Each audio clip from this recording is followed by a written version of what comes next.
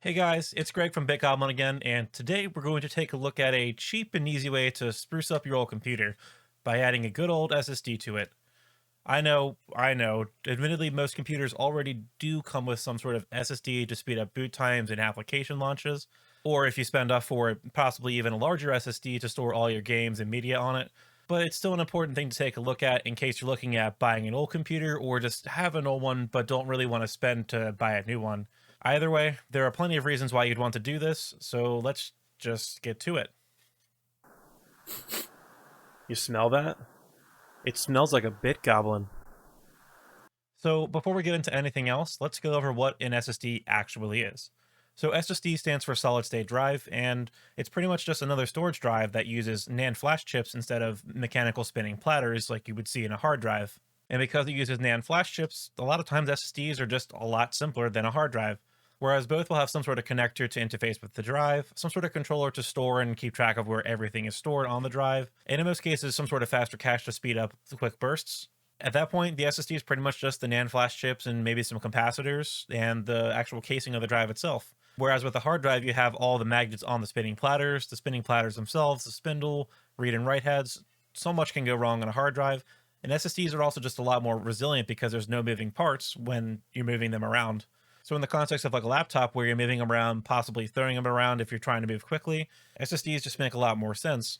And also on SSDs, since you're not dealing with spinning platters and having to actually get the read head to be at the right spot to read your data, the read and write latencies on SSDs are typically a lot faster, especially when talking about random access times. And the reason this is important is when you're talking about booting up your system or opening up a lot of applications, the most important bit is not the actual raw throughput, but the random read times, because you're talking about opening up a bunch of tiny files that may be scattered all across the drive.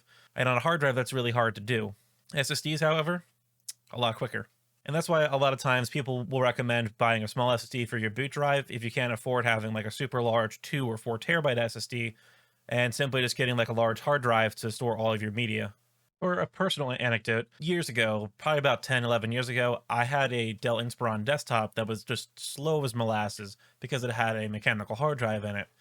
And probably about 2 years into having that PC, instead of just buying a full new one, I didn't have a whole lot of money at the time. I simply just bought myself a $50 SSD, $60 SSD. It was 128 gigabyte SSD and it really wasn't that big. But once I got Windows on there and then stored all my games and stuff on the hard drive, the experience improved so much once I got Windows on the SSD. Not just from application load times, but boot times went down to like mere seconds instead of talking like minutes. Now, hard drives have gotten a little faster these days, but so have SSDs. And a lot of times you can even get Windows to boot within, I don't know, like 5 seconds. Boot times can be pretty quick. Now, most SSDs that you'll find in the wild, especially talking about consumers, will be a 2.5-inch form factor one, like the one I showed you earlier, which is basically just like a tiny hard drive, or an M.2 form factor one, which is like a stick of gum, pretty much. Now, the reason why you'd want to go for one over the other is, for the most part, just what your computer supports. If your laptop only supports a 2.5-inch drive, then you go with 2.5 inch. Now, a lot of times, if you have the choice for either, a lot of people will prefer the M.2 ones because, sorry about that. Now, a lot of times, a lot of people will prefer the M.2 form factor ones over the 2.5-inch ones because, yes, they are a lot smaller. They don't take nearly as much space, and they also just get rid of a lot of cable clutter since you just attach them directly to the board.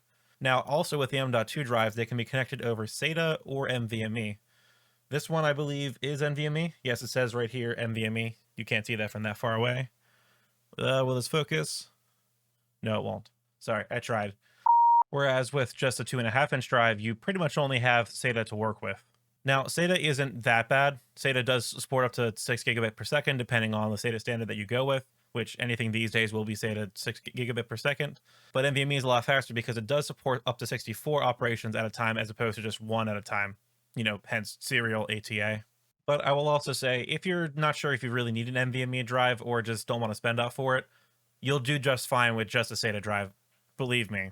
It's one of those things that you should go for only if you really know you want it, because it does cost a little bit more money, but it's really not needed if you're not sure or if you just don't really use your computer that much. Now let's take a look at actually installing these drives, and actually both types of drives are pretty easy to install.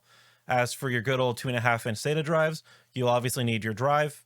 You'll need some sort of SATA data cable, as you see here, a SATA power cable, which I'll show you a little bit later, that comes off of your power supply, and most likely some sort of screwdriver. I have an iFixit screwdriver here with all kinds of bits, but any plain old screwdriver should work. Now, one thing I won't be demonstrating in this video is actually mounting your SSD to your case, which you will want to do before plugging it in. There are tons of cases available to you, all with their own different ways to mount it in different nooks and crannies, either somewhere in like the back of the case or on some sort of drive sled. You'll just need to check your case documentation or manual to see where you can mount your SSD. Now, for actually plugging your SSD into the motherboard, you will find most of your SATA ports on most motherboards on the bottom right of the board. It's possible they're located somewhere else on the board, but most motherboards I've worked with are on the bottom right somewhere. Now, you'll either see ports that are either like this, where they're facing up, or you'll see ports like this, where they're at a right angle facing towards the side of the case. Normally, it doesn't matter what you plug into, and any somewhat recent board should all run at the same SATA 6 gigabit speed, but you'll want to check your motherboard's manual to make sure you're plugging into the fastest port available. So, assuming your SSD is mounted, all you need to do is take one end of your SATA cable, plug it into your motherboard, then plug the other end into your SSD, and then take this SATA power connector, which is a lot wider as you can tell, and then plug this into your SSD.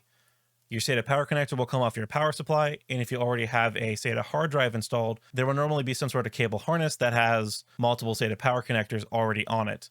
It's safe to use multiple connectors, so just plug the second connector into your SSD. Now, as for M.2 drives, they are a lot simpler to install as they are mounted directly onto the motherboard. They have a whole lot less screws. Normally, you'll have to deal with one as opposed to like 4, and there are no extra connectors to worry about fiddling with.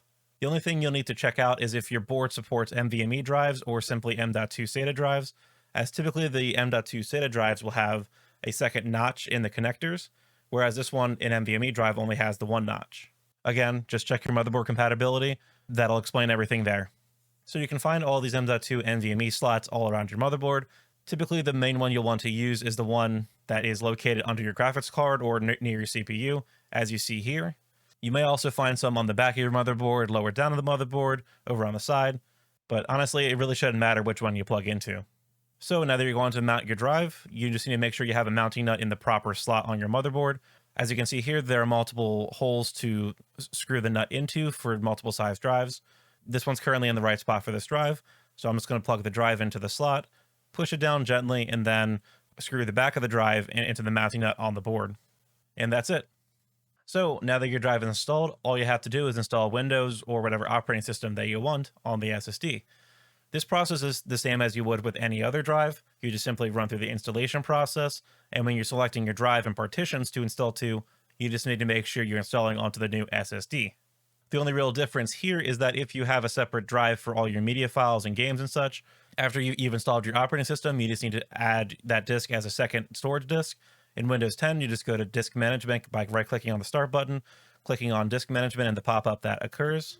Wait a second as all the drive information loads, right-click and select Format on the large drive partition for your hard drive, and follow the prompts to set up and format your storage drive.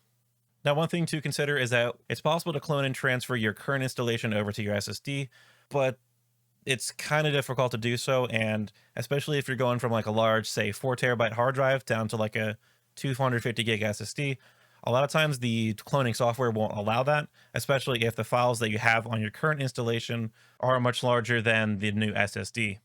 So it is possible you can use a software like CloneZilla to get started with this, though I'd recommend just completely starting fresh with a new slate of Windows and going from there.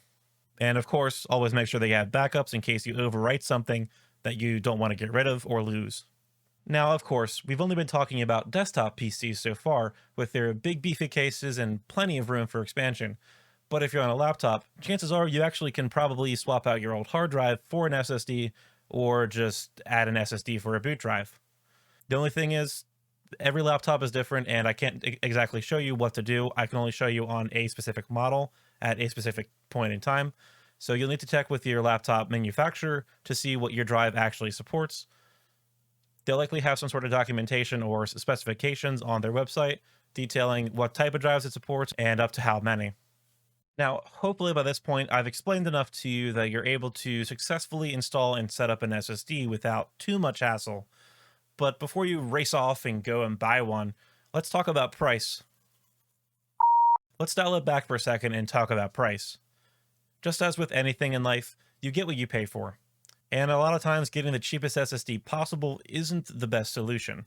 The drive I have right here is a 120 gigabyte SSD by Kingston, and it only cost me about $25. While you can go smaller than this or go with some sort of no-name off-brand to get a little bit of a cheaper drive, really I wouldn't go much smaller if you can even find one for 60 gigs or 32 gigs, because 120 gigs is pretty much the limit if you want to install Windows on it, install some of your frequently used applications like Chrome, Microsoft Office, maybe Steam, maybe a smaller Steam game as well. And if you go with a smaller one like 60 gigs or even 32 gigs, if you can find one, you're not left with a whole lot of breathing room, and you probably can't even install any applications if you go too small. Now, if you go with a no-name brand, you're pretty much chalking it up to luck for how long it lasts. Like, yes, in theory, they're all the same using the same parts, but there is something to be said about using a name brand that you trust, and especially if you're only spending like $5 or maybe $10 more. I would do that in a heartbeat if it means being more insured of the safety of my data and not having to worry about reinstalling Windows when a drive dies, because it does happen. Now, you may also be thinking like, oh, well, maybe I'll just go with a name brand, but go used. Please don't buy used storage. Whether it's an SSD, hard drive, magnetic tape drive, or whatever, whenever bits are being written or deleted or whatever, it uses up write cycles on the drives, and drives only have a finite amount of write cycles to them. And even if a drive is only 1 year old, you never truly know if they've been doing something nuts and just writing a bunch of data to and from and doing a bunch of weird stuff that would kind of kill a drive really quickly. Plus, if you want to spend up a little bit more, you can get like a 240 gig for about $50 to $60, or even a 1 terabyte SSD for probably about $80, $90. And if you can get a larger drive, you can also fit more things like your games, music, movies on there, which will make the experience for those things a lot nicer. And especially when you're talking about games that have to load a lot of really tiny assets all over the place, having an SSD can really help in those circumstances. So yeah, that's all I have to say for this one. I know this was more beginnerish stuff and not really exciting for you more experienced PC builders out there, but I figure it's never a bad idea to do some of these really basic explainers to help open the door for some newcomers to kind of get involved with the world of PC building. Let me know if you liked it or disliked it by hitting the thumbs up or down buttons down below. Leave me a comment if your feelings are more complicated than just a thumbs up or down. Don't forget to subscribe to keep up with my latest videos, and go join the Big Goblin Discord server to get involved with the community.